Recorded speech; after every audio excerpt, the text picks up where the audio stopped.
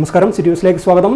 കണ്ണൂരിൽ സ്വകാര്യ ബസ് ഇടിച്ച് ലോറി അപകടത്തിൽപ്പെട്ടതിന് നടുക്കുന്ന ദൃശ്യങ്ങൾ പുറത്ത്. അമിത വേഗതയിലെത്തിയ സ്വകാര്യ ബസ് പിന്നിൽ നിന്ന് ലോറിയെ ഇടിച്ചു തെറിപ്പിക്കുകയായിരുന്നു. ലോറിയെ മറികടക്കുന്നതിനിടെയാണ് ബസ് പിന്നിൽ നിന്ന് ഇടിച്ചത്. ഇതോടെ നിയന്ത്രണം വിട്ട ലോറി റോഡരികിലെ മരത്തിലേക്ക് ഇടിച്ചു കയറി.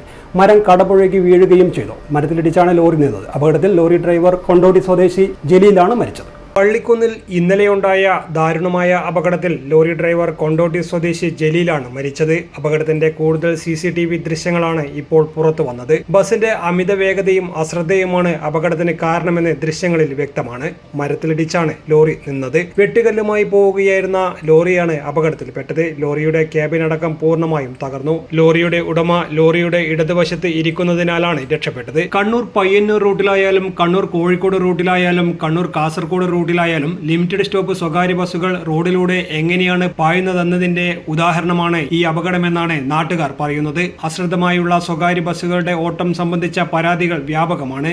അപകടത്തിൽ സ്വകാര്യ ബസ് ഡ്രൈവർക്കെതിരെ മോട്ടോർ വാഹന വകുപ്പ് നടപടി ആരംഭിച്ചിട്ടുണ്ട്. ലൈസൻസ് റദ്ദു ചെയ്യുന്നതിനടക്കമുള്ള നടപടികളിലേക്ക് കടക്കുമെന്നാണ് വിവരം. News desk city news. കൂടുതൽ വാർത്തകൾ അറിയുവാൻ സിറ്റി ചാനൽ വാട്സ്ആപ്പ് ഗ്രൂപ്പിൽ ജോയിൻ ചെയ്യുക. ഒപ്പം യൂട്യൂബ് ചാനൽ സന്ദർശിക്കുക. വാർത്തയുടെ അവസാനിക്കുന്നില്ല. മറ്റൊരു വാർത്തയുമായി വീണ്ടും കാണാം. നമസ്കാരം.